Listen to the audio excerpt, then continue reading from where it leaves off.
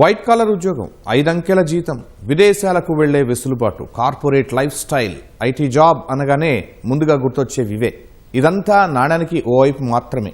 ఇప్పుడు మరోవైపు గురించి మాట్లాడుకుందాం. ఉద్యోగం ఉంటుందో పోతుందో తెలియని భయం. ఎంత అప్డేట్ అయినా ఏదో ఒక కొత్త టెక్నాలజీ వచ్చి ఎక్కడ సవాల్ విసురుతుందోనన్న ఆందోళన. వీటన్నింటికీ తోడు ఏఐ ప్రకంపనలు వెరసి ఐటీ రంగంలో గుబులు మొదలైంది. ఆంథ్రోపిక్ అలా వచ్చిందో లేదో వెంటనే ఓ భారీ కుదుపు. ఐటీ కంపెనీల షేర్లు పతనమయ్యాయి. నష్ట నివారణ చర్యలు చేపట్టేందుకు సంస్థలు సిద్ధమవుతున్నాయి. అటు ఉద్యోగుల్లోనూ ఓ రకమైన అభద్రత కనిపిస్తోంది.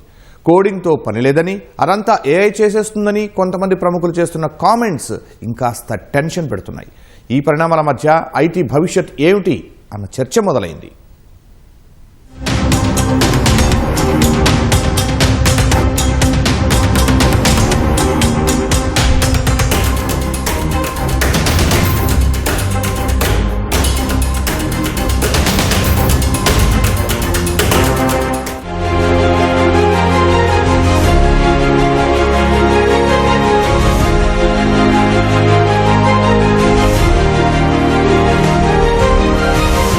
టెక్నాలజీ ఎప్పుడూ స్థిరంగా ఉండదు.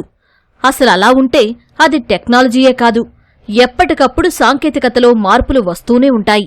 అలా వచ్చిన ప్రతిసారి ఆ కొత్తదనానికి అలవాటు పడ్డానికి కాస్త సమయం పడుతుంది. ఈలోగా కొన్ని సవాళ్లు కూడా ఎదురవుతాయి. ఏఐ రాకతో ఇప్పుడు జరుగుతోంది ఇదే. టెక్నికల్ పరిభాషలో చెప్పాలంటే ప్రస్తుతం ఏఐ వైపు ట్రాన్స్ఫర్మేషన్ దశలో ఉంది ప్రపంచం.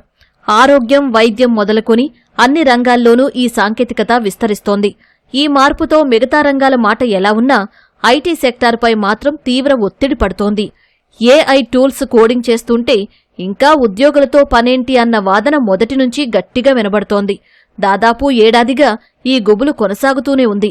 అమెరికాకు చెందిన ఆంథ్రోపిక్ సంస్థ కొత్త ఏఐ టూల్ తీసుకొచ్చిన తర్వాత ఈ ఆందోళన రెండింతలైంది. ఆ ప్రభావం ముందుగా కనిపించింది స్టాక్ మార్కెట్ పైనే.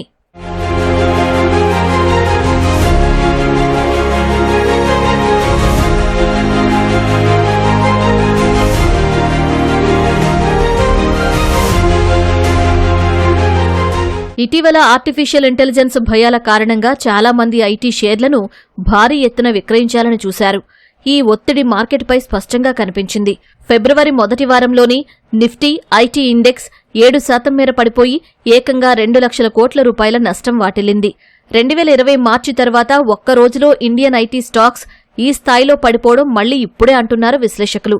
సరిగ్గా ఫిబ్రవరి మొదటి వారంలోనే Anthropic tools Claude Cowork, Claude Code విడుదల కావడం వల్ల తక్షణమే ఆ ప్రభావం పడింది. అప్పటి నుంచి ఐటీ స్టాక్స్ ఒడిదుడుకులకు లోనవుతూనే ఉన్నాయి. ఐటీ, విప్రో, ఇన్ఫోసిస్ సంస్థల షేర్లపై ఈ ఎఫెక్ట్ ఎక్కువ కనిపిస్తోంది. 4-5 రోజులుగా ఇదే కొనసాగుతోంది. ఫారిన్ పోర్ట్ఫోలియో ఇన్వెస్టర్స్ ఫిబ్రవరి 1వ తేదీ నుంచి 15వ తేదీ మధ్యకాలంలో సుమారు 11,000 కోట్ల రూపాయల విలువైన ఇండియన్ ఐటీ స్టాక్స్ విక్రయించినట్టు లెక్కలు చెబుతున్నాయి. అంటే ఏఐ భయం ఏ స్థాయిలో ఉందో అర్థం చేసుకోవచ్చు. మరో ముఖ్యమైన విషయం ఏంటంటే 4 రోజుల్లో నిఫ్టీ ఐటీ ఇండెక్స్ దాదాపు 9.5% మేర పడిపోయింది. గత ఏడాది డిసెంబర్లో రికార్డు స్థాయి లాభాలు చవిచూసిన నిఫ్టీ ఐటీ ఇండెక్స్ ఆంథ్రోపిక్ భయంతో ఇప్పుడు ఏకంగా 32% మేర క్షీణించింది. 2008 నాటి లేమాన్ సంక్షోభం తర్వాత ఈ స్థాయిలో నష్టం వాటిల్లడం మళ్లీ ఇప్పుడే.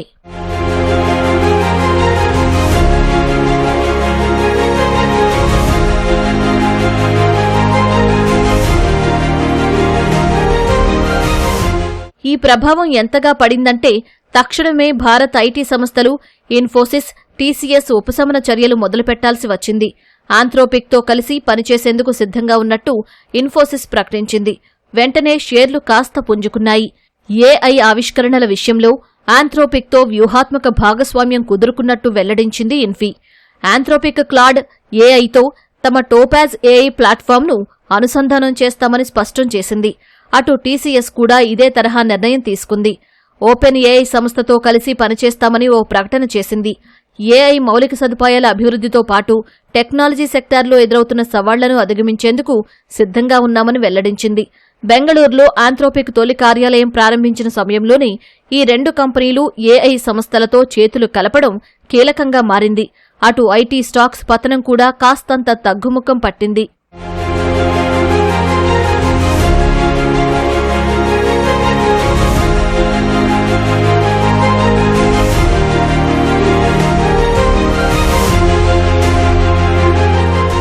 ఇదంతా సరే, అసలు ఈ పరిస్థితి ఎందుకొచ్చింది? మార్కెట్నే కుదిపే స్థాయిలో ఈ ఆంథ్రోపిక్ టూల్స్లో ఏముంది? ఇది కాస్త వివరంగా తెలుసుకుందాం. ఆంథ్రోపిక్ సంస్థ క్లాడ్ కోవర్క్, క్లాడ్ కోడ్ అనే 2 ఏఐ టూల్స్ అందుబాటులోకి తీసుకొచ్చింది. క్లాడ్ కోడ్ వర్క్కు సంబంధించి 11 ప్లగిన్స్ విడుదల చేసింది. ఇవి సాధారణ చాట్బాట్స్ మాదిరిగా పనిచేయవు, అంతకు మించి అద్భుతాలు చేయగలవు. వీటిని ఏఐ ఏజెంట్స్గా పిలుచుకోవచ్చు. ఓ పనిని ఎలా పూర్తి చేయాలని స్వతంత్రంగా నిర్ణయించుకునే సామర్థ్యం ఈ టూల్స్కి ఉంటుంది. అంతేకాదు, సాఫ్ట్వేర్ డీబగ్గింగ్, డేటా అనలిటిక్స్ లాంటి కీలకమైన పనులను చేసి పెట్టగలవు. ఈ విభాగాల్లో ఆటోమేషన్ కోసం ఈ టూల్స్ ఎంతగానో ఉపయోగపడతాయి. టీంలో ఓ సభ్యుడిగా పనిచేస్తుంది క్లాడ్ కోవర్క్. ఫైల్ రీడింగ్ నుంచి ఎడిటింగ్ వరకు అన్ని రకాల పనులను చేసి పెడుతుంది. ఇవన్నీ చెబుతుంటే ఇక ఉద్యోగులతో పనేముంది అని మీకు అనిపిస్తోంది కదూ? ఇదిగో ఈ ఒక్క అభిప్రాయమే ఐటీ రంగంలో అలజడికి కారణమవుతోంది.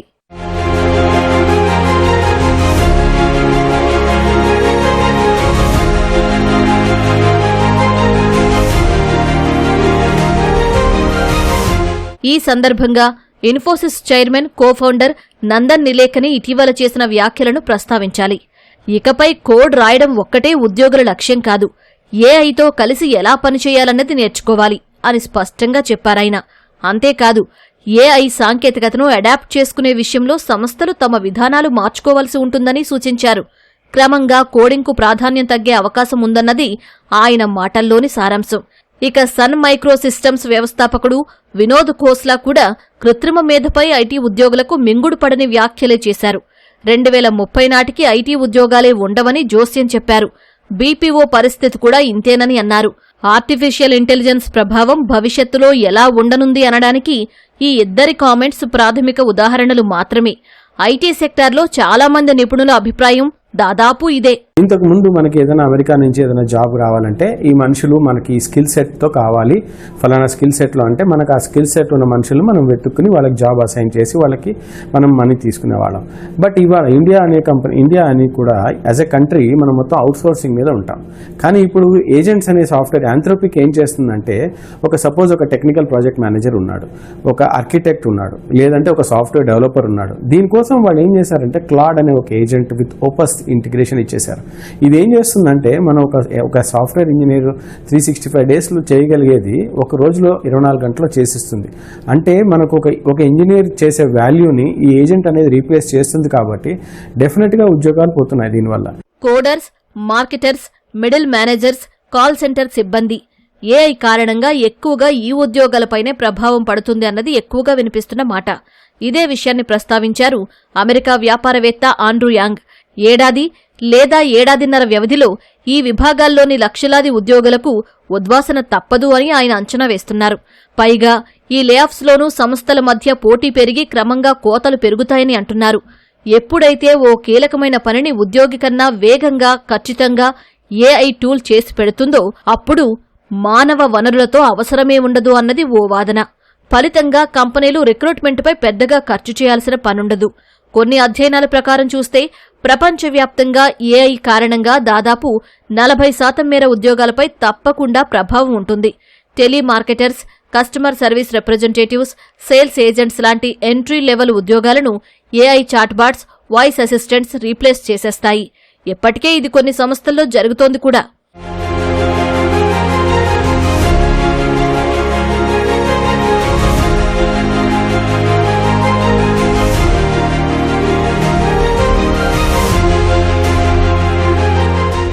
ఏఐ కారణంగా ఉద్యోగాలు పోతాయని అంటున్నాం. కానీ ఇక్కడ ఇంకో కోణాన్ని కూడా పరిశీలించాలి. ఆర్టిఫిషియల్ ఇంటెలిజెన్స్ టెక్నాలజీతో కొత్త ఉద్యోగాలు వస్తాయన్నది కొందరు విశ్లేషకుల అభిప్రాయం. ఉదాహరణకు prompt engineers, AI ethics specialists, machine learning engineers, data curators ఉద్యోగాల అవసరం ఏర్పడుతుంది. ఇందుకోసం prompt engineering basics, prompt engineering and data analytics లాంటి కోర్సులు చేయాల్సి ఉంటుంది. ఏఐ టూల్స్ ముఖ్యంగా prompt engineering, machine engineering and artificial intelligence engineering అని 3 కొత్త ఉద్యోగాలను రూపకల్పన చేశారు. ఈ ప్రాంప్ట్ ఇంజనీరింగ్ వల్ల ముఖ్య ఉద్దేశం ఏంటి అంటే, మనం ప్రాంప్ట్స్ని చాట్ జీపీటీలో కానీ లేకపోతే ఏఐ టూల్స్లో ఏ విధంగా ఇవ్వాలి, ఆ ప్రాంప్ట్స్ ఇస్తే అవుట్పుట్ మనకి ఎలా వస్తుంది, ఆ ప్రాంప్ట్స్ ఇచ్చేది కూడా ఒక వ్యక్తే. భయాలు తప్ప వేరేదేమీ లేదు. ఎందుకంటే మనకి ఏఐ టూల్స్ ఎన్ని పెరిగినా సరే దానికి అనుగుణంగా అన్ని ఉద్యోగాలు కూడా పెరుగుతాయి. ఎందుకు ఉద్యోగాలు ఉద్యోగాలు పెరుగుతాయి అంటే ఒక ఏఐ టూల్ కొత్తగా మనకి మార్కెట్లోకి వచ్చిందంటే ఆ ఏఐ టూల్ని ఎలా వాడాలి అని గైడ్ చేయడానికి ఒక వ్యక్తి కావాలి, ఒక సమూహం కావాలి, అది నేర్చుకోవడానికి ఒక పరివారం కావాలి. అలా కొత్త కొత్త ఏఐ టూల్స్ ఎన్ని వచ్చినా సరే దానికి అనుగుణంగా మనకి ఉద్యోగాలు కూడా పెరుగుతూ ఉంటాయి. అప్డేట్ అవ్వకపోతే అప్డేట్ అవుతాం అని ఐటీ రంగంలో తరచూ వినిపించే మాటను మరోసారి గుర్తుకు తెస్తుంది ఆర్టిఫిషియల్ ఇంటెలిజెన్స్. మరి ముందు ముందు ఈ ప్రభావం ఐటీపై ఇంకా ఎలా ఉండనుందో చూడాలి.